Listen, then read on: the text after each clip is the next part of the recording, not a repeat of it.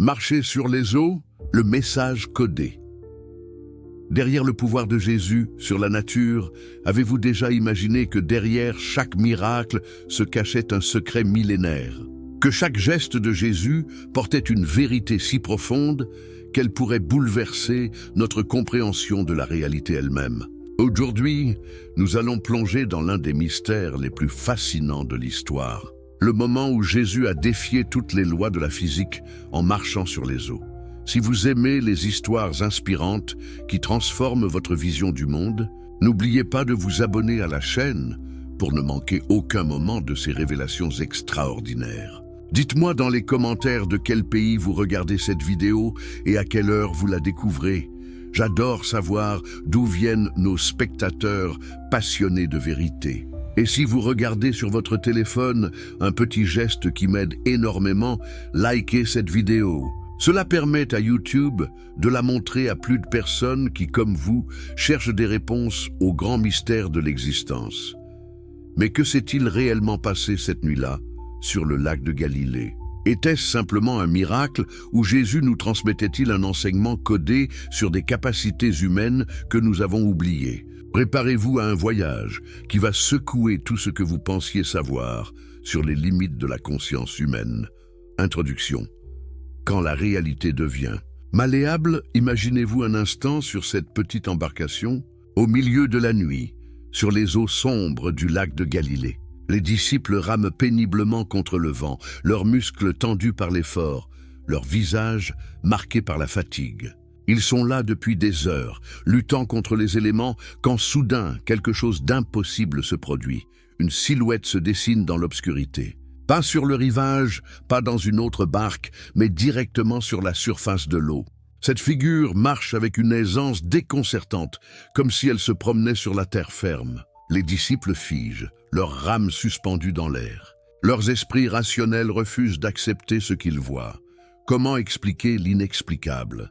Comment comprendre que quelqu'un puisse défier la gravité, la densité de l'eau, toutes les lois naturelles qu'ils connaissent depuis leur enfance? Et pourtant, là, devant leurs yeux ébahis, Jésus marche sur les eaux, comme s'il possédait le secret ultime de la réalité. Mais attendez, et si ce n'était pas un miracle, au sens où nous l'entendons habituellement? Et si Jésus nous révélait quelque chose de fondamental sur la nature de la conscience humaine et son pouvoir sur la matière? Et si cet événement extraordinaire contenait un mode d'emploi pour transcender nos propres limitations? Pendant 2000 ans, l'humanité a contemplé cet événement avec un mélange d'admiration et d'incompréhension. Nous l'avons placé dans la catégorie du surnaturel, de l'impossible, réservé à un être divin. Mais que se passerait-il si nous nous trompions? Que se passerait-il si Jésus nous montrait simplement le potentiel caché de chaque être humain? Les textes anciens regorgent d'indices. Les traditions mystiques du monde entier parlent de maîtres qui transcendaient les lois physiques. La science moderne commence à découvrir que la conscience peut influencer la matière d'une manière que nous ne soupçonnions pas. Tous ces éléments convergent vers une vérité révolutionnaire. La réalité est beaucoup plus malléable que nous ne l'imaginons. Cette nuit sur le lac de Galilée n'était peut-être pas une exception divine, mais une démonstration de ce que devient possible quand la conscience humaine atteint un certain niveau de maîtrise. Une leçon pratique déguisée en miracle, un enseignement codé pour ceux qui ont des yeux pour voir. Le symbolisme millénaire des eaux, premier secret, révélé, pourquoi les eaux? Cette question hante l'esprit de quiconque s'interroge sérieusement sur cet événement. Jésus aurait pu choisir 1000 autres façons de démontrer son pouvoir. Pourquoi précisément marcher sur cet élément qui, depuis l'aube de l'humanité, symbolise les forces primordiales de l'existence? Remontons aux origines de notre civilisation. Dans les textes sumériens, les plus anciens écrits de l'humanité, l'eau représente le chaos primordial, cette substance originelle d'où émerge toute création. Tiamat, la déesse des eaux salées, personnifie ce chaos créateur que les dieux doivent maîtriser pour donner naissance au cosmos ordonné. Cette symbolique traverse toutes les cultures. Dans la Genèse, l'Esprit de Dieu plane au-dessus des eaux avant la création. Dans la mythologie égyptienne, Nun est l'océan primordial duquel surgit le dieu créateur Atum. Les Védas hindous parlent des eaux cosmiques comme de la matrice universelle.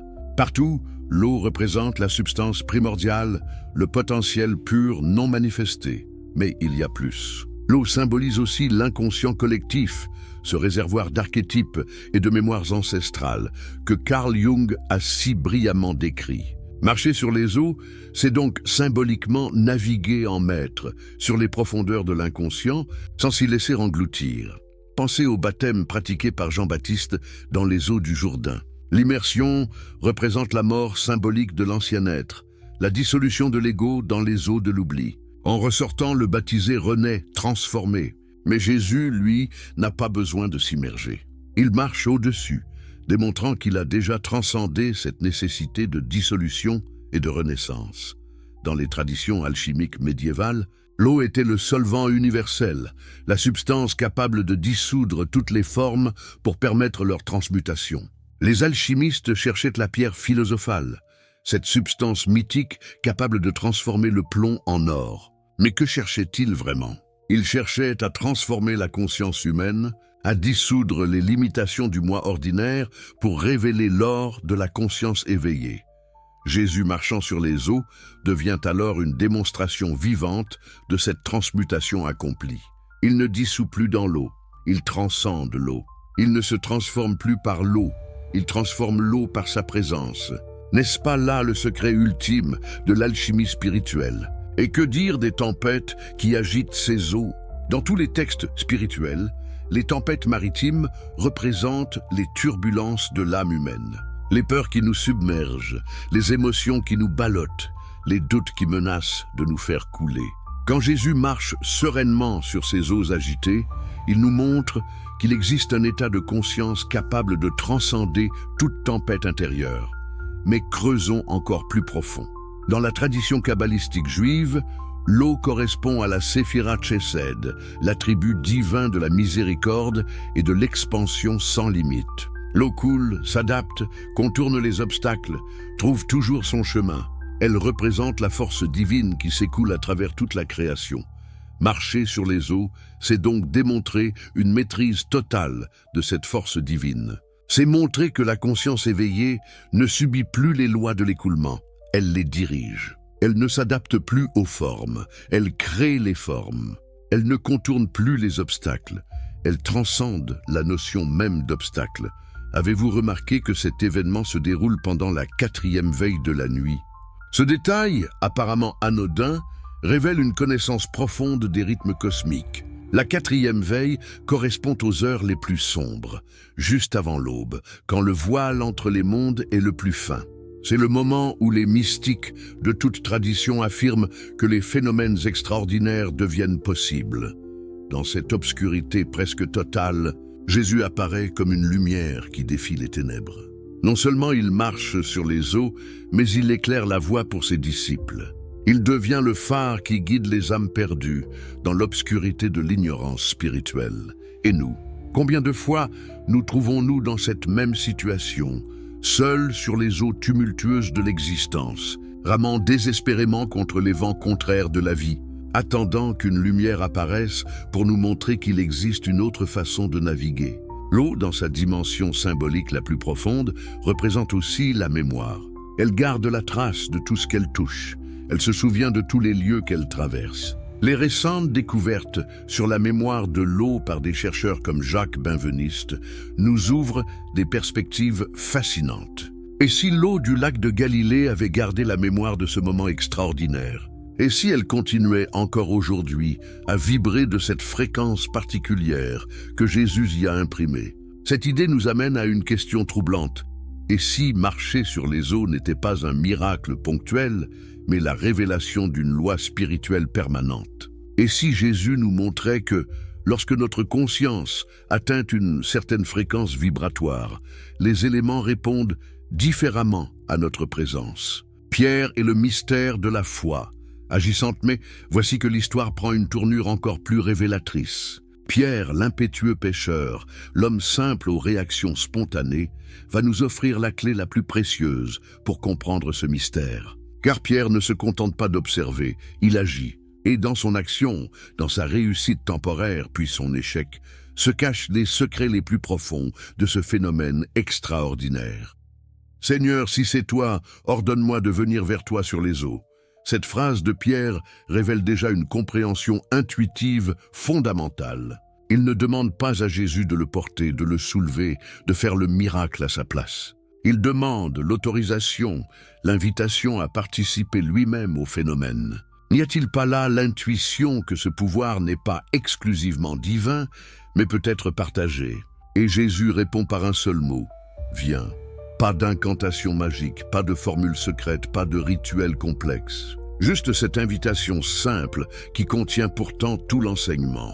Comme si Jésus disait « Ce que tu vois n'est pas réservé à moi seul. Toi aussi tu peux le faire.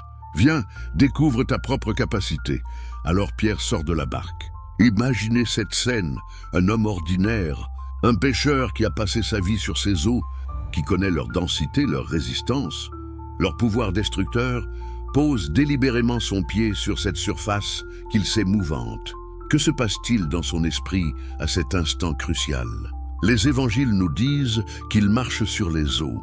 Pierre réussit. Pendant un moment, cet homme simple transcende toutes les lois de la physique qu'il connaît. Il fait l'expérience directe de ce que peut accomplir la conscience humaine quand elle dépasse ses conditionnements habituels.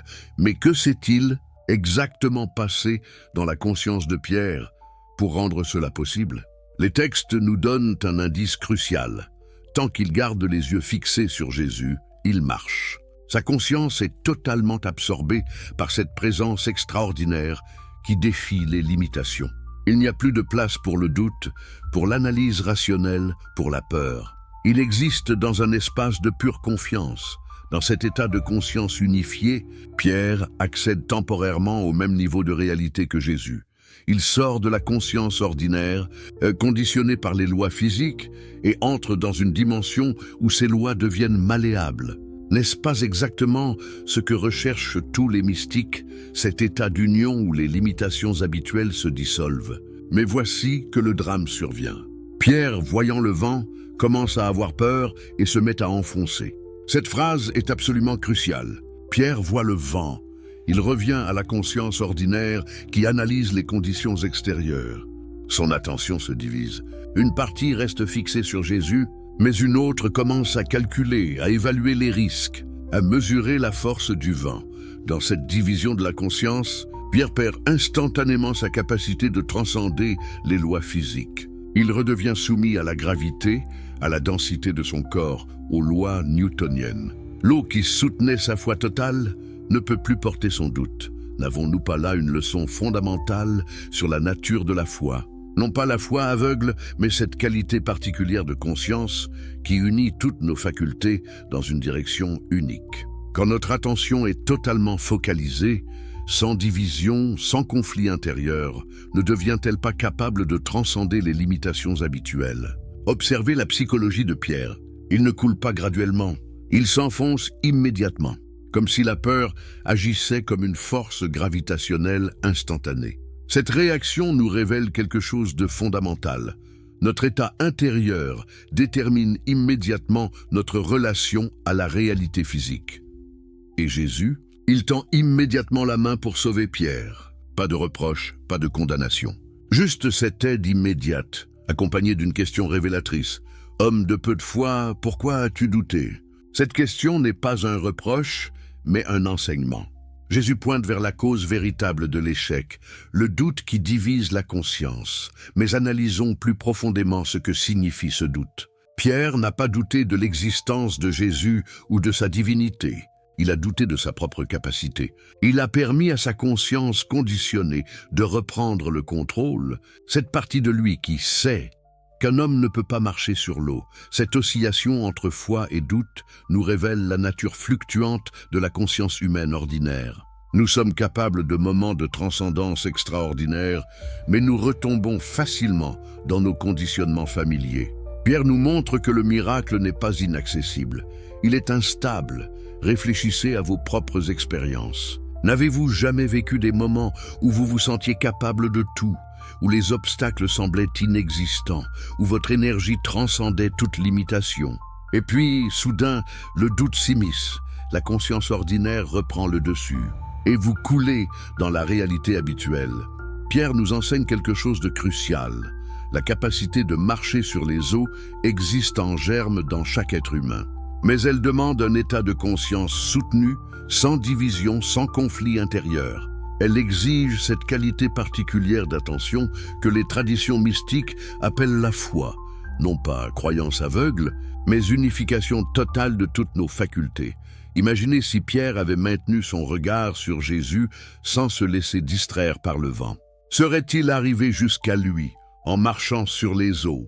L'histoire aurait-elle été différente? Et nous, que se passerait-il si nous apprenions à maintenir notre attention focalisée sur les possibilités les plus élevées, sans nous laisser distraire par les vents de la peur et du doute? L'expérience de Pierre nous révèle aussi que le miracle n'est pas réservé aux êtres exceptionnels. Pierre était un homme ordinaire, avec ses défauts, ses peurs, ses limitations.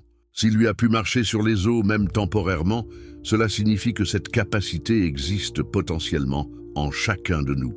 La question n'est pas de savoir si nous en sommes capables, mais comment développer et maintenir la qualité de conscience qui la rend possible. Les lois secrètes de la conscience et de la matière, mais que se passe-t-il exactement quand la conscience transcende ses limitations habituelles? Comment expliquer que l'eau, cette substance dense et résistante, puisse soudain soutenir le poids d'un corps humain? Sommes-nous face à une suspension miraculeuse des lois physiques ou à l'activation de lois plus subtiles que la science commence seulement à entrevoir? La physique quantique moderne nous offre des pistes fascinantes. Les expériences de double fente nous montrent que l'observation consciente influence directement le comportement des particules. L'intrication quantique révèle des connexions instantanées qui défient notre compréhension classique de l'espace et du temps. Ne serions-nous pas en train de découvrir que la conscience joue un rôle beaucoup plus actif dans la création de la réalité que nous ne le supposions? Le physicien John Wheeler proposait l'idée d'un univers participatif, où la conscience ne se contente pas d'observer la réalité, mais participe activement à sa création. Si cette hypothèse est correcte, alors un niveau de conscience suffisamment élevé pourrait théoriquement modifier les propriétés mêmes de la matière avec laquelle il interagit. Mais explorons cette idée plus concrètement. Qu'est-ce qui détermine qu'un objet flotte ou coule? La relation entre sa densité et celle du liquide qui l'entoure. Or, qu'est-ce que la densité au niveau quantique? C'est la concentration d'énergie dans un espace donné. Et qu'est-ce que l'énergie selon Einstein? E2mc2. La matière et l'énergie sont interchangeables. Suivons ce raisonnement jusqu'à sa conclusion logique. Si la conscience peut influencer l'énergie, et si l'énergie détermine les propriétés de la matière, alors une conscience suffisamment maîtrisée pourrait théoriquement modifier la densité de son propre corps ou celle du milieu environnant. Marcher sur l'eau deviendrait alors une question de manipulation consciente des champs énergétiques. Cette hypothèse peut sembler fantastique, mais elle trouve des échos troublants dans diverses traditions spirituelles. Les yogis parlent du corps de lumière, un état où la matière physique devient si subtile qu'elle transcende les lois ordinaires. Les taoïstes décrivent l'immortel qui a appris à modifier sa substance corporelle au point de défier la gravité, et que nous enseigne la tradition tibétaine sur le Tummo. Cette pratique qui permet aux moines de modifier leur température corporelle au point de faire fondre la neige autour d'eux. Des études scientifiques ont confirmé que ces pratiquants peuvent élever leur température cutanée de plusieurs degrés par la seule force de leur concentration. N'avons-nous pas là une preuve que la conscience peut effectivement modifier les propriétés physiques du corps? Mais il y a plus. Les recherches sur l'effet placebo nous montrent que la simple croyance peut déclencher des guérisons impossibles. Des tumeurs qui disparaissent, des os qui se ressoudent, des fonctions neurologiques qui se restaurent. Comment expliquer et que nous enseigne la tradition tibétaine sur le Tummo, cette pratique qui permet aux moines de modifier leur température corporelle au point de faire fondre la neige autour d'eux? Des études scientifiques ont confirmé que ces pratiquants peuvent élever leur température cutanée de plusieurs degrés par la seule force de leur concentration. N'avons-nous pas là une preuve que la conscience peut effectivement modifier les propriétés physiques du corps? Mais il y a plus. Les recherches sur l'effet placebo nous montrent que la simple croyance peut déclencher des guérisons impossibles. Des tumeurs qui disparaissent, des os qui se ressoudent, des fonctions neurologiques qui se restaurent. Comment expliquer ces phénomènes autrement que par une action directe de la conscience sur la matière biologique? Phénomène autrement que par une action directe de la conscience sur la matière biologique? Le docteur Joe Dispenza a documenté des centaines de cas de guérison extraordinaires obtenus par la méditation. Ces recherches montrent que certains états de conscience peuvent modifier l'expression génétique, la chimie du cerveau et même la structure neuronale. Si la conscience peut reprogrammer l'ADN, pourquoi ne pourrait-elle pas modifier temporairement la densité corporelle? Revenons à Jésus marchant sur les eaux avec cette nouvelle perspective. Au lieu d'un miracle inexplicable, nous voyons peut-être la démonstration d'une maîtrise parfaite des lois subtiles qui gouvernent la relation entre conscience et matière. Jésus n'aurait pas violé les lois de la physique. Il aurait opéré à un niveau plus fondamental que notre physique habituelle. Cette interprétation éclaire d'un jour nouveau les paroles de Jésus. Vous ferez des œuvres plus grandes que celles-ci. Il ne parlait pas de privilèges divins exclusifs, mais de capacités humaines latentes qui peuvent être développées par un entraînement approprié de la conscience. Mais quel serait cet entraînement? Les indices sont disséminés dans tous les enseignements spirituels authentiques. La méditation qui unifie l'attention, la pratique qui purifie les émotions, la discipline qui aligne la volonté, la compassion qui ouvre le cœur. Tous ces éléments convergent vers un état de conscience intégré, sans division, capable d'actions extraordinaires. Observez comment Jésus se préparait à ces miracles. Il se retirait souvent dans la solitude, il jeûnait, il priait intensément. Ces pratiques ne servaient pas à convaincre Dieu d'intervenir, mais à élever sa propre conscience à un niveau où les lois subtiles deviennent opérantes. La tradition yogique parle des siddhis, ces pouvoirs extraordinaires qui émergent naturellement quand la conscience atteint certains niveaux de purification. La lévitation, la clairvoyance, la guérison par le toucher, toutes ces capacités sont décrites non comme des miracles, mais comme des conséquences naturelles de l'évolution spirituelle. Et si nous commencions à comprendre les miracles de Jésus dans cette perspective, non pas comme des interventions surnaturelles, mais comme des démonstrations de ce que devient possible quand la conscience humaine atteint son plein potentiel. Des exemples de ce vers quoi notre espèce peut évoluer si elle accepte de dépasser ses limitations auto-imposées. Cette vision transforme complètement notre relation aux impossibilités de notre vie quotidienne. Ces obstacles qui nous semblent insurmontables, ces problèmes qui paraissent insolubles, ces limitations qui nous définissent. Et si tout cela n'était que le reflet de notre niveau actuel de conscience? Et si en élevant notre conscience, nous découvrions que la réalité est beaucoup plus malléable que nous ne l'imaginons? Jésus marchant sur les eaux ne serait plus alors un événement unique dans l'histoire, mais un modèle, un prototype de ce que chaque être humain porte en potentiel. Une invitation à explorer les frontières inconnues de notre propre conscience, à découvrir les lois secrètes qui gouvernent l'interaction entre l'esprit et la matière.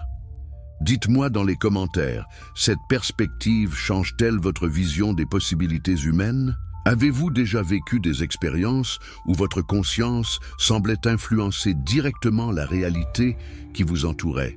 Partagez vos réflexions ensemble.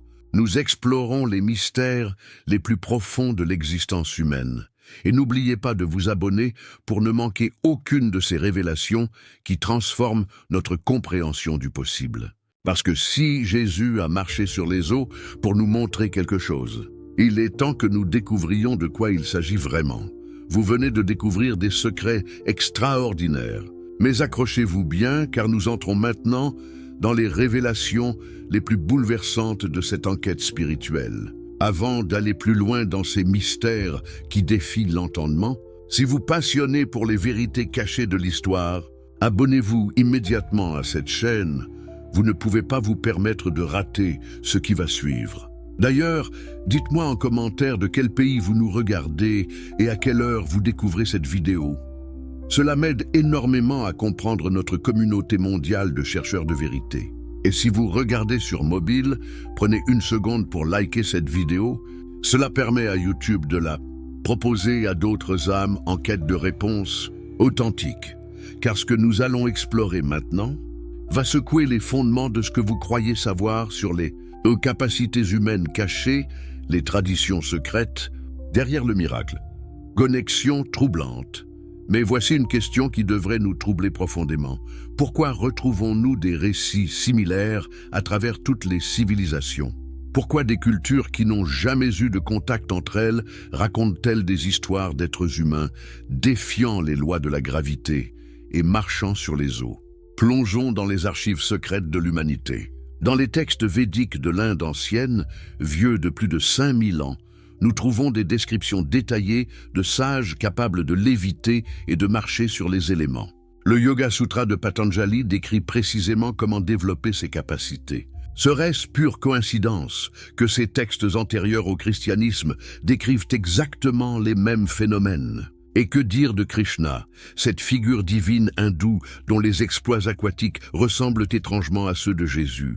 Les Puranas racontent comment Krishna enfant marchait sur les eaux de la Yamuna, comment il dansait sur les têtes du serpent cosmique au milieu des flots déchaînés. Ces récits, antérieurs de plusieurs siècles aux évangiles, décrivent-ils les mêmes capacités spirituelles universelles? Mais creusons plus profond encore. Dans les mystères égyptiens, ceux-là même où Jésus aurait pu être initié pendant ces années cachées, les textes parlent des marcheurs d'eau. Ces initiés capables de naviguer dans le Duat, le monde spirituel représenté symboliquement par des eaux mystérieuses. N'est-il pas troublant que Jésus, après ces années d'absence mystérieuse, manifeste précisément ses capacités décrites dans les textes initiatiques égyptiens? Les papyrus hermétiques, découverts à Nag Hammadi, révèlent des techniques précises pour développer ce qu'ils appellent le corps de lumière. Ces textes décrivent comment un initié peut modifier sa substance corporelle au point de défier les lois physiques ordinaires. Ils parlent de maîtres capables de marcher sur l'eau, de traverser les murs, de léviter dans les airs. Pure imagination ou manuel technique d'une science spirituelle perdue. Mais l'Égypte n'est pas seule. Dans les traditions nordiques, les sagas parlent de berserkers, capables de transcender les limitations physiques dans des états de conscience modifiés. Ils décrivent des guerriers chamans qui pouvaient courir sur l'eau glacée comme sur la terre ferme, leur corps devenu si léger qu'ils ne brisaient pas même la glace fine. Et que penser des traditions amérindiennes? Les médecines Lakota racontent des visions où ils voient leurs ancêtres spirituels marcher sur les eaux sacrées du lac sacré. Ces récits, transmis oralement depuis des millénaires, décrivent des êtres ayant atteint un niveau de conscience où les éléments obéissent à leur volonté purifiée. Plus troublant encore, les traditions aborigènes australiennes, isolées du reste du monde pendant 50 000 ans, conservent des légendes de héros spirituels capables de marcher sur les eaux du temps du rêve. Comment expliquer cette universalité si ces capacités n'étaient pas ancrées dans quelque chose de fondamental à la nature humaine? Mais revenons aux sources plus proches de Jésus. Les manuscrits de Qumran, découverts près de la mer Morte, révèlent l'existence d'une communauté essénienne pratiquant des techniques avancées de purification et de maîtrise des éléments. Ces textes, contemporains de Jésus, décrivent des rituels aquatiques où les initiés apprennent à marcher sur les eaux de la connaissance. N'est-il pas significatif que Jean-Baptiste, celui qui baptise Jésus, soit souvent associé aux Esséniens? Et si le baptême de Jésus n'était pas seulement un symbole religieux, mais une initiation technique à ces mystères aquatiques?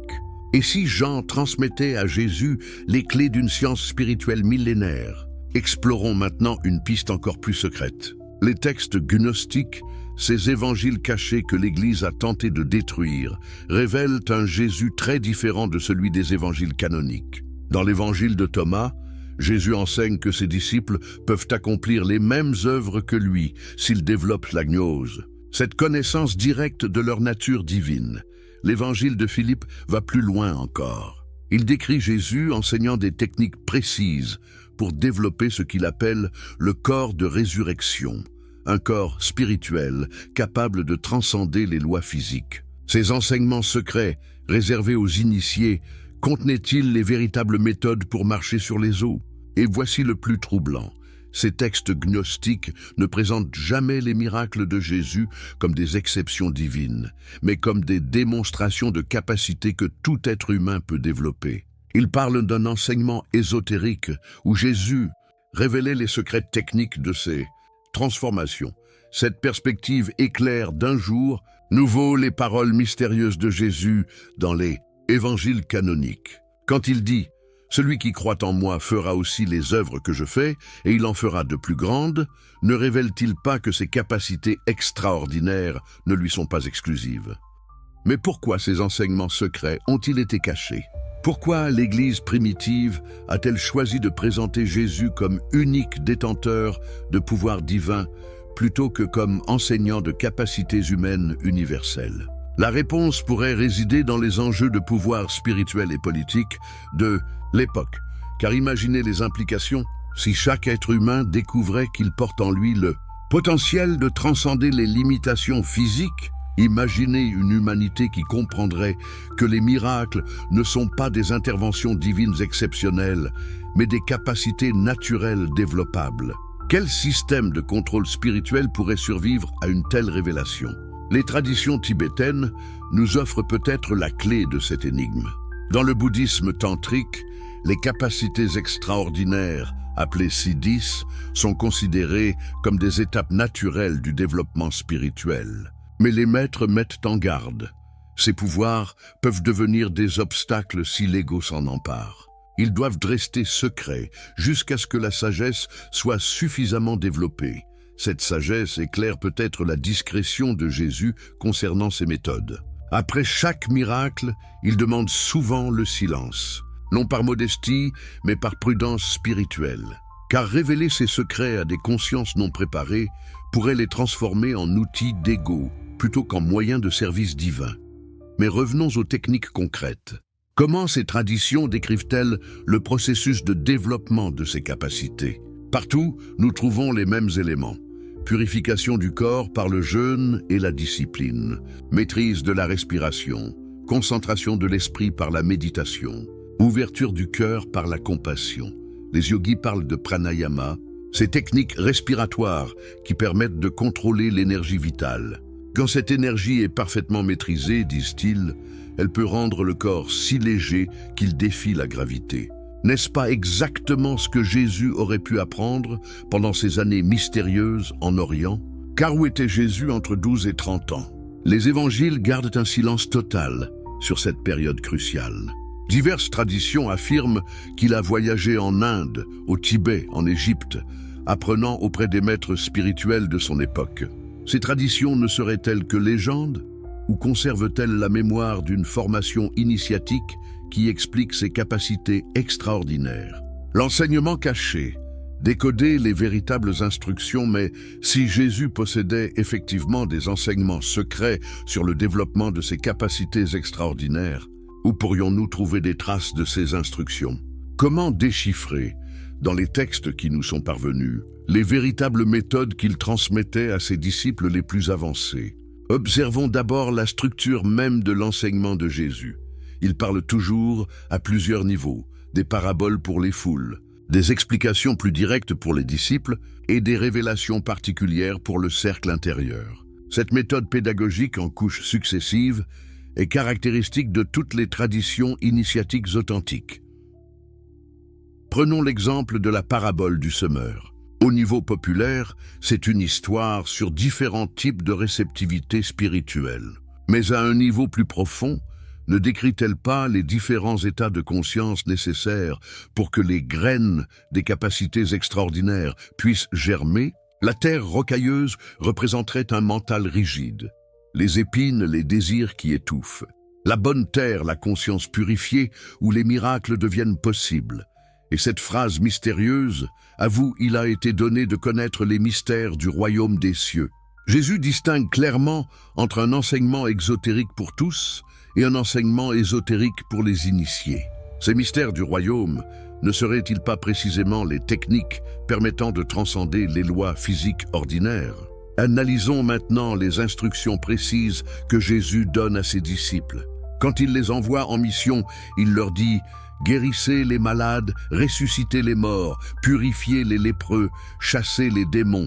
Vous avez reçu gratuitement, donnez gratuitement. » N'est-il pas frappant qu'il leur demande d'accomplir exactement les mêmes miracles que lui? Cette instruction révèle quelque chose de fondamental. Jésus ne considère pas ses capacités comme exclusivement divines, mais comme des techniques transmissibles. Il forme ses disciples à reproduire ses œuvres. Mais alors, où sont les manuels techniques? Où sont les instructions précises? La réponse pourrait se trouver dans les détails apparemment anodins des récits évangéliques. Quand Jésus multiplie les pains, il lève les yeux vers le ciel, bénit, rompt et distribue. Cette séquence d'action n'est-elle qu'un rituel religieux ou cache-t-elle une technique précise de manipulation énergétique? Observez que Jésus lève les yeux vers le ciel pourrait indiquer une technique de connexion avec les énergies cosmiques. Bénir pourrait signifier charger les objets d'une intention purifiée. Rompre pourrait représenter la division de l'énergie en multiples formes. Distribuer la manifestation dans le plan physique. Cette interprétation trouve des échos troublants dans les traditions alchimiques. Les alchimistes parlent de solve et coagula, dissoudre et coaguler, comme processus fondamental de transmutation. Jésus ne suivrait-il pas exactement ce processus? Dissolution de la forme ordinaire, rechargement énergétique, recréation en quantité multipliée? Mais creusons plus profond, dans les instructions techniques cachées. Quand Jésus enseigne à ses disciples à prier, il commence par « Notre Père qui es aux cieux ». Cette invocation n'est-elle qu'une formule religieuse ou une technique de connexion à des niveaux supérieurs de conscience? Les traditions mystiques parlent toutes de cette nécessité de s'élever d'abord vers des plans plus subtils avant de pouvoir agir efficacement sur le plan physique. Que ton règne vienne, que ta volonté soit faite sur la terre comme au ciel, décrirait alors le processus technique. Aligner d'abord sa volonté sur l'ordre cosmique, puis manifester cet alignement dans la réalité physique. Donne-nous aujourd'hui notre pain quotidien prendrait une signification nouvelle. Non seulement la nourriture matérielle, mais cette énergie spirituelle quotidienne nécessaire pour accomplir des œuvres extraordinaires. Et ne nous induis pas en tentation pourrait signifier « Protège-nous de l'orgueil qui accompagne le développement de ses pouvoirs ». Mais voici peut-être l'instruction technique la plus précise, cachée dans une parabole apparemment simple. Jésus dit « Si vous aviez de la foi comme un grain de moutarde, vous diriez à cette montagne « Transporte-toi d'ici là », et elle se transporterait. Cette phrase contient-elle la formule exacte pour manipuler la matière par la conscience? Analysons chaque élément. Foi comme un grain de moutarde. Non pas une grande foi, mais une foi concentrée, dense, sans mélange de doute. Vous diriez l'importance de la parole créatrice, du verbe qui manifeste. À cette montagne, la matière physique apparemment la plus solide. Transporte-toi, l'ordre direct à la substance même. Cette formule ressemble étrangement au mantra utilisé dans les traditions orientales. Ces sons sacrés censés agir directement sur la réalité. Jésus aurait-il enseigné une forme de science mantranique adaptée à la mentalité occidentale? Et cette phrase mystérieuse, « Tout ce que vous demanderez en priant, croyez que vous l'avez reçu et vous l'aurez » N'avons-nous pas là une instruction précise sur la visualisation créatrice? Croire qu'on a déjà reçu, c'est créer dans la conscience l'état vibratoire correspondant à la réalité désirée. Cette technique trouve des parallèles exacts dans les pratiques tantriques, où le pratiquant s'identifie d'abord à la divinité qu'il veut manifester. En assumant la conscience de ce qu'il veut devenir, il modifie sa fréquence vibratoire et attire les circonstances correspondantes. Mais pourquoi ces instructions sont-elles si voilées? Pourquoi Jésus ne donnait-il pas des manuels techniques explicites? La réponse réside peut-être dans la nature même de ces capacités, mais elles ne peuvent être développées que par ceux qui ont atteint la pureté d'intention nécessaire, car imaginez ces pouvoirs entre les mains d'un ego non purifié. Imaginez quelqu'un capable de marcher sur l'eau mais motivé par l'orgueil ou la domination. Ses capacités deviendraient des armes terrifiantes. Jésus cachait peut-être ses méthodes pour protéger l'humanité d'elle-même.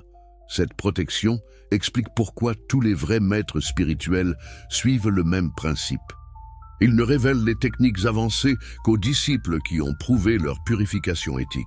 Les pouvoirs spirituels authentiques ne peuvent être séparés de la sagesse et de la compassion. Mais pour ceux qui sont prêts, les indices sont là, disséminés dans les textes comme des pierres précieuses cachées dans le sable. Il suffit d'apprendre à lire entre les lignes, à décoder le langage symbolique, à reconnaître les instructions techniques déguisées en enseignements religieux. La science mystique de la transformation corporelle mais... Plongeons maintenant dans l'aspect le plus fascinant et le plus secret de cette enquête. Comment la conscience peut-elle concrètement modifier les propriétés physiques du corps humain? Quel mécanisme permettrait à un être humain de devenir suffisamment léger pour marcher sur l'eau? Existe-t-il vraiment une science mystique de la transformation corporelle? Les traditions ésotériques parlent toutes du corps de lumière, cet état où la matière physique devient si raffinée qu'elle transcende les lois ordinaires. Mais que signifie concrètement cette transformation? Comment un corps de chair et de sang peut-il se transmuter en quelque chose de suffisamment subtil pour défier la gravité? La réponse pourrait résider dans la compréhension moderne de la structure atomique. Nous savons maintenant que la matière est constituée à 98,9% d'espace vide. Ce que nous percevons comme solide n'est qu'un arrangement particulier d'énergie vibrante. Si la conscience peut modifier cette vibration, elle peut théoriquement changer les propriétés apparentes de la matière. Les mystiques tibétains décrivent précisément ce processus. Ils parlent du corps d'arc-en-ciel, cette transformation ultime où le corps physique se dissout littéralement en lumière pure. Des témoins contemporains ont documenté des cas de maîtres dont le corps se réduisait progressivement jusqu'à ne laisser que cheveux et ongles.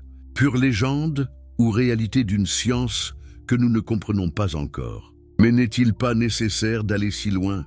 Des phénomènes plus modestes nous donnent déjà des pistes. Pourquoi certains yogis peuvent-ils rester enterrés vivants pendant des semaines? Comment expliquent-ils que leur métabolisme se ralentit au point de suspendre presque toutes les fonctions vitales? N'ont-ils pas développé un contrôle conscient sur des processus que nous considérons comme automatiques? Le docteur Herbert Benson de Harvard a étudié ces phénomènes et découvert que certaines techniques méditatives peuvent effectivement modifier le métabolisme, la température corporelle, même l'activité génétique. Si la conscience peut reprogrammer l'ADN, pourquoi ne pourrait-elle pas modifier temporairement la densité corporelle? Explorons cette possibilité plus concrètement. La densité d'un corps dépend de la compacité de ses molécules. Cette compacité est maintenue par des forces électromagnétiques. Or, qu'est-ce que la conscience, sinon un champ électromagnétique complexe? Un champ suffisamment purifié et concentré ne pourrait-il pas influencer ces forces moléculaires? Cette hypothèse trouve un écho troublant dans les recherches du docteur Fritz Albert Popp sur les biophotons. Il a découvert que toutes les cellules vivantes émettent de la lumière. Plus un organisme est sain et harmonieux, plus cette émission est cohérente. Et si les maîtres spirituels avaient appris à amplifier et diriger consciemment cette émission photonique? Imaginez un corps dont toutes les cellules vibrent en parfaite cohérence, émettant une lumière synchronisée. Cette cohérence quantique ne pourrait-elle pas modifier les propriétés physiques de l'ensemble? N'aurions-nous pas là l'explication scientifique du corps de lumière décrit par les mystiques? Mais comment développer une telle cohérence? Les traditions nous donnent des pistes précises. D'abord, la purification physique par le jeûne et la discipline alimentaire. Ensuite, l'harmonisation émotionnelle par la cultivation de l'amour et de la compassion. Puis, l'unification mentale par la méditation et la concentration. Chacune de ces pratiques semble avoir un effet mesurable sur la cohérence biologique. Le jeûne stimule l'autophagie, ce processus de nettoyage cellulaire qui élimine les dysfonctionnements. La compassion active le nerf vague, synchronisant tous les systèmes organiques. La méditation augmente la cohérence des ondes cérébrales. N'avons-nous pas là les éléments d'une véritable technologie spirituelle? Un processus systématique pour optimiser la cohérence de l'organisme humain jusqu'au point où ses propriétés physiques se transforment. Jésus, par ses années de discipline et de purification, n'aurait-il pas atteint ce niveau optimal de cohérence biologique? Mais il y a plus. Les traditions parlent aussi de l'importance de l'alignement avec les forces cosmiques. Les astrologues anciens n'étaient pas des charlatans, mais des scientifiques qui étudiaient l'influence des champs gravitationnels et magnétiques sur la conscience humaine. Jésus, marchant sur l'eau pendant la 4e veille de la nuit, ne profitait-il pas d'un alignement cosmique particulier? Les recherches modernes confirment que les champs géomagnétiques influencent effectivement la conscience humaine. Certaines configurations planétaires créent des fenêtres où les phénomènes extraordinaires deviennent plus facilement manifestes. Les anciens maîtres ne connaissaient-ils pas ces moments propices pour leur démonstration? Et que dire de l'importance du lieu? Jésus choisit le lac de Galilée, pas n'importe quel plan d'eau. Ce lac avait-il des propriétés particulières? Sa composition minérale, sa conductivité électrique, son champ énergétique naturel créait-il des conditions favorables à la manipulation consciente de la densité corporelle? Les géobiologues modernes découvrent que certains lieux accumulent effectivement des énergies particulières.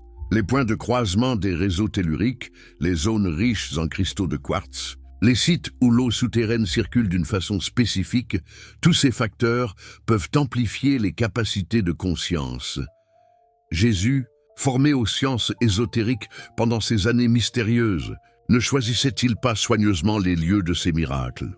Le lac de Galilée, le mont des Oliviers, les sources naturelles où il guérissait, tous ces endroits ne possédaient-ils pas des propriétés énergétiques particulières qui facilitaient ces œuvres extraordinaires? Cette perspective nous amène à une question fondamentale.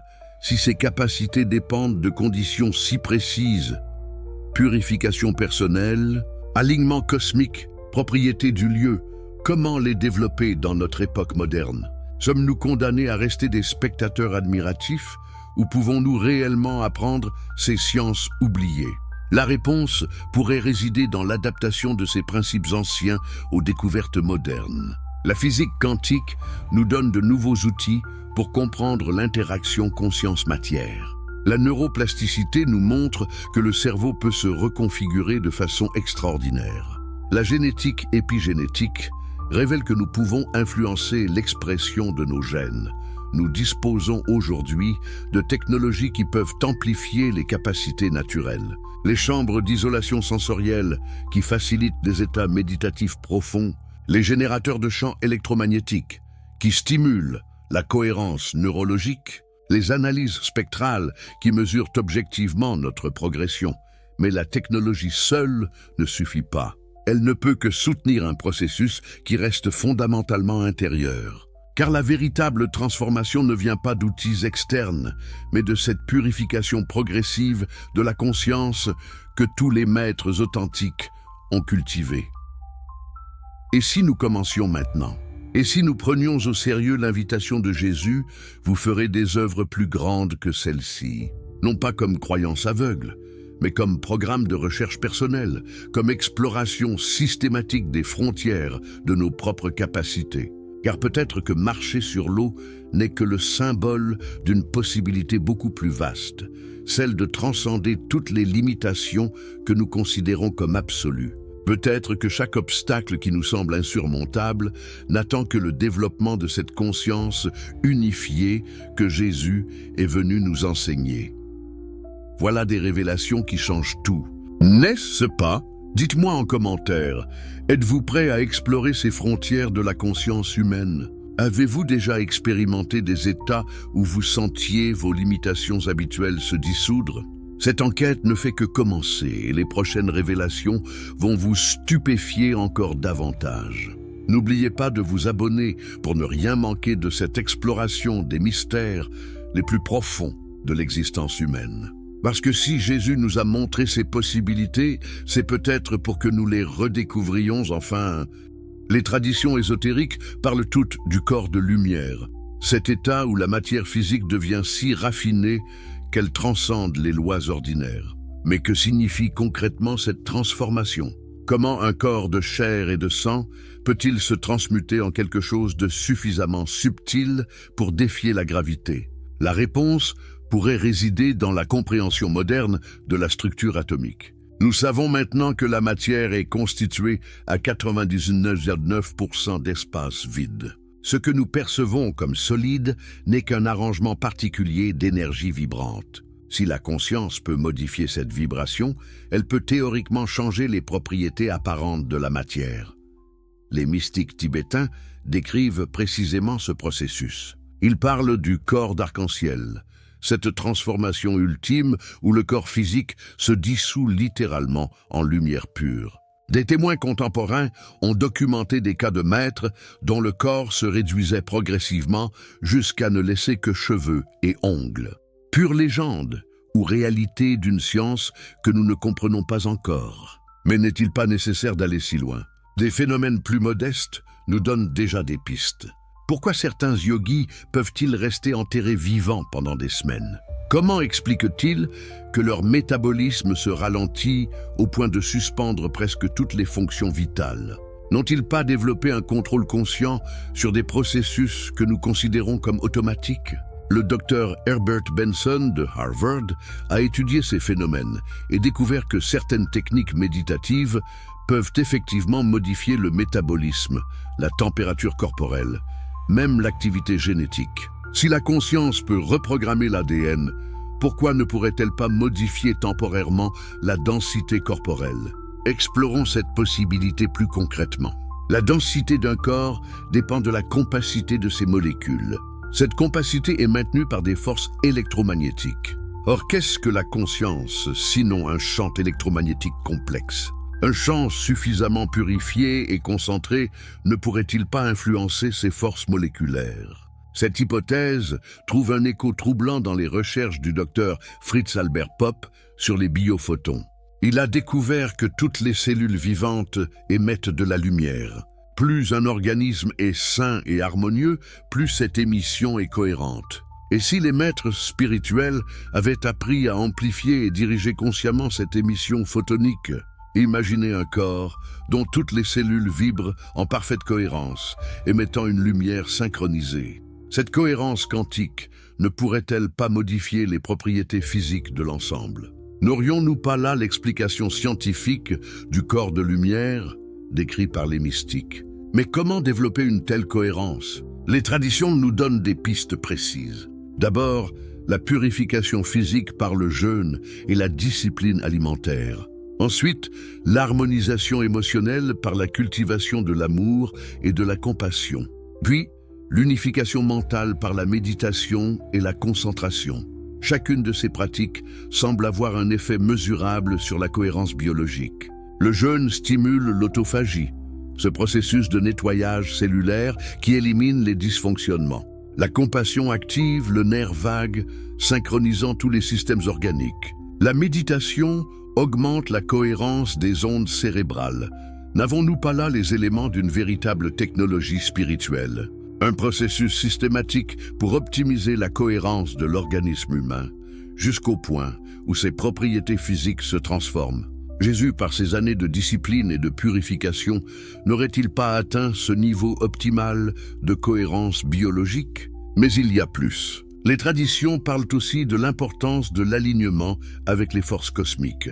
Les astrologues anciens n'étaient pas des charlatans, mais des scientifiques qui étudiaient l'influence des champs gravitationnels et magnétiques sur la conscience humaine. Jésus marchant sur l'eau pendant la 4e veille de la nuit, ne profitait-il pas d'un alignement cosmique particulier? Les recherches modernes confirment que les champs géomagnétiques influencent effectivement la conscience humaine.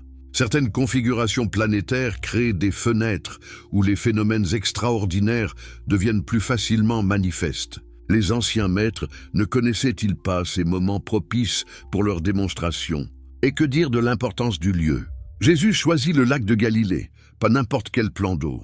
Ce lac avait-il des propriétés particulières? Sa composition minérale, sa conductivité électrique, Son champ énergétique naturel créait-il des conditions favorables à la manipulation consciente de la densité corporelle? Les géobiologues modernes découvrent que certains lieux accumulent effectivement des énergies particulières.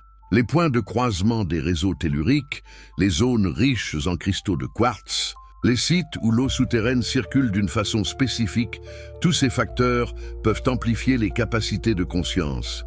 Jésus, formé aux sciences ésotériques pendant ces années mystérieuses, ne choisissait-il pas soigneusement les lieux de ses miracles? Le lac de Galilée, le mont des Oliviers, les sources naturelles où il guérissait, tous ces endroits ne possédaient-ils pas des propriétés énergétiques particulières qui facilitaient ses œuvres extraordinaires? Cette perspective nous amène à une question fondamentale.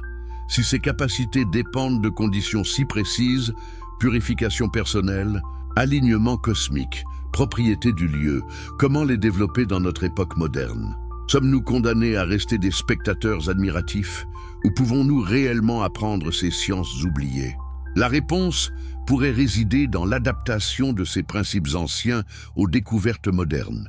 La physique quantique nous donne de nouveaux outils pour comprendre l'interaction conscience-matière. La neuroplasticité nous montre que le cerveau peut se reconfigurer de façon extraordinaire. La génétique épigénétique révèle que nous pouvons influencer l'expression de nos gènes. Nous disposons aujourd'hui de technologies qui peuvent amplifier les capacités naturelles. Les chambres d'isolation sensorielle qui facilitent les états méditatifs profonds, les générateurs de champs électromagnétiques qui stimulent la cohérence neurologique, les analyses spectrales qui mesurent objectivement notre progression. Mais la technologie seule ne suffit pas. Elle ne peut que soutenir un processus qui reste fondamentalement intérieur. Car la véritable transformation ne vient pas d'outils externes, mais de cette purification progressive de la conscience que tous les maîtres authentiques ont cultivée. Et si nous commencions maintenant, et si nous prenions au sérieux l'invitation de Jésus, vous ferez des œuvres plus grandes que celles-ci, non pas comme croyance aveugle, mais comme programme de recherche personnelle, comme exploration systématique des frontières de nos propres capacités. Car peut-être que marcher sur l'eau n'est que le symbole d'une possibilité beaucoup plus vaste, celle de transcender toutes les limitations que nous considérons comme absolues. Peut-être que chaque obstacle qui nous semble insurmontable n'attend que le développement de cette conscience unifiée que Jésus est venu nous enseigner. Voilà des révélations qui changent tout, n'est-ce pas? Dites-moi en commentaire, êtes-vous prêt à explorer ces frontières de la conscience humaine?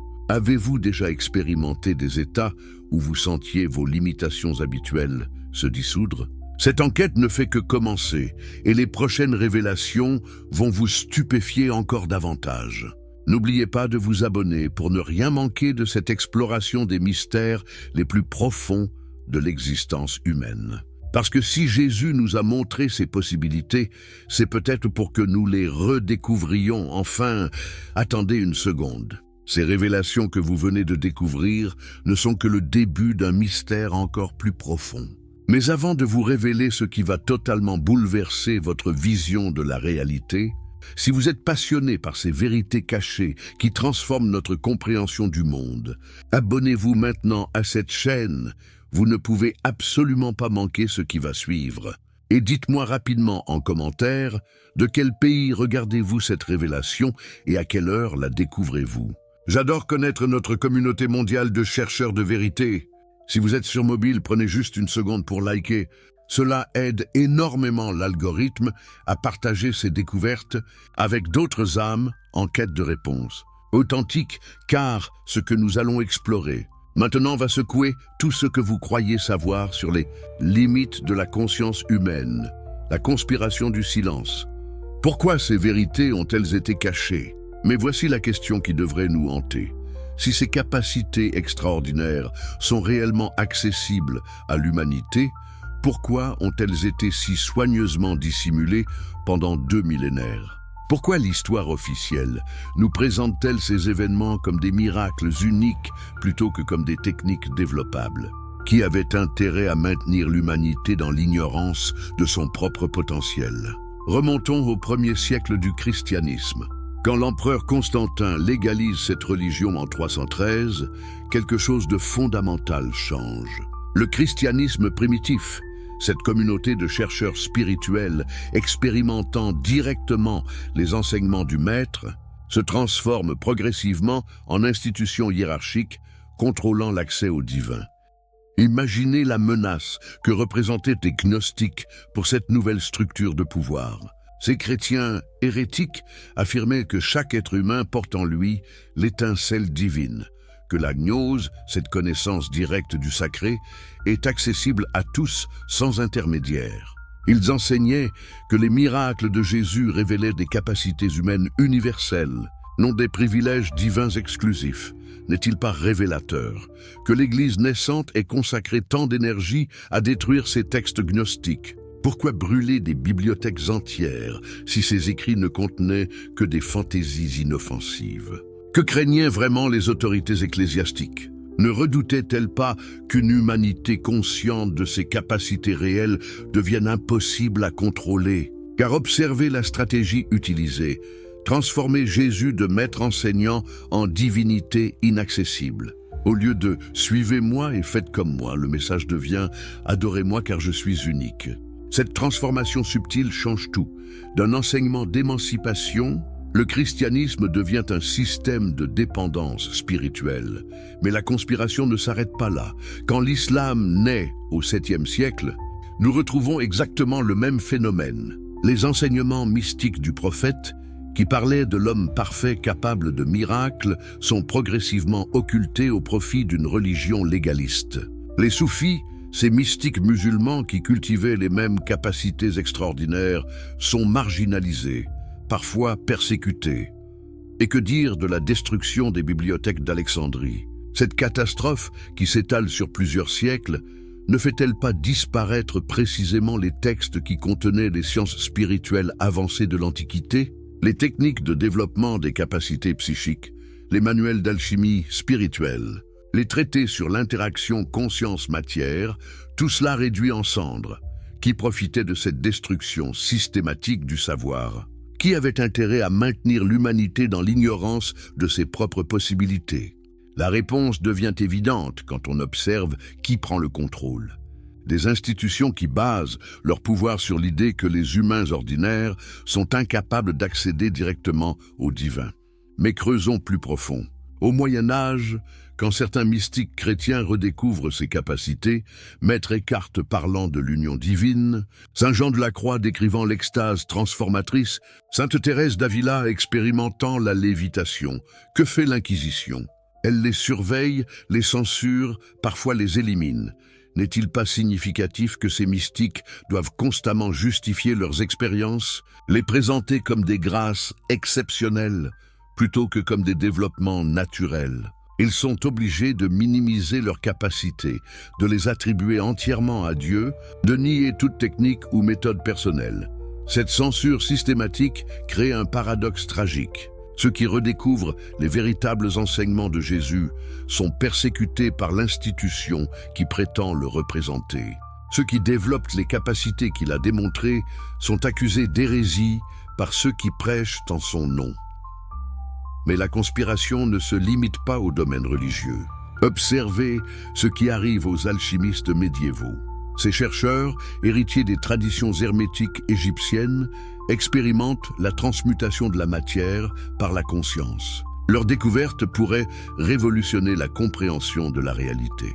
Mais leurs laboratoires sont détruits, leurs textes confisqués, leurs adeptes emprisonnés. Pourquoi tant de peur face à ces recherches? Parce qu'elles révèlent que la matière n'est pas aussi solide et immuable qu'on veut nous le faire croire. Parce qu'elles démontrent que la conscience humaine peut influencer directement le monde physique. Parce qu'elles prouvent que les miracles ne sont que l'application de lois naturelles plus subtiles. Et quand la Renaissance arrive, avec son renouveau de l'hermétisme et de la magie naturelle, les autorités réagissent immédiatement. Giordano Bruno, qui enseigne que l'univers est infini et que chaque être humain peut développer des capacités divines, finit sur le bûcher. Pourquoi? Parce que ces idées menacent l'ordre établi. Mais observons maintenant une stratégie encore plus subtile, la récupération et la déformation. Quand certaines connaissances ne peuvent être totalement supprimées, elles sont transformées en caricatures inoffensives. L'astrologie, science sacrée de l'influence cosmique sur la conscience, devient horoscope de divertissement. L'alchimie, art de la transmutation spirituelle, se réduit à la recherche de l'or matériel. Cette déformation systématique sert un double objectif. Elle discrédite les véritables sciences spirituelles tout en satisfaisant la curiosité populaire par des substituts édulcorés. L'humanité croit connaître ces domaines, alors qu'elle n'en a reçu que des versions dénaturées. Et que dire de l'émergence de la science matérialiste au XVIIe siècle? René Descartes sépare définitivement l'esprit et la matière, créant un dualisme qui rend impensable l'action de la conscience sur le monde physique. Cette révolution philosophique n'est-elle pas la stratégie ultime pour nier les possibilités que Jésus a démontrées? Car dans un univers purement mécanique, où la matière obéit aveuglément à des lois immuables, comment concevoir qu'un homme puisse marcher sur l'eau? Comment imaginer que la conscience puisse transformer la réalité? Le matérialisme scientifique devient le verrou parfait contre la redécouverte de nos capacités perdues. Mais voici le plus troublant.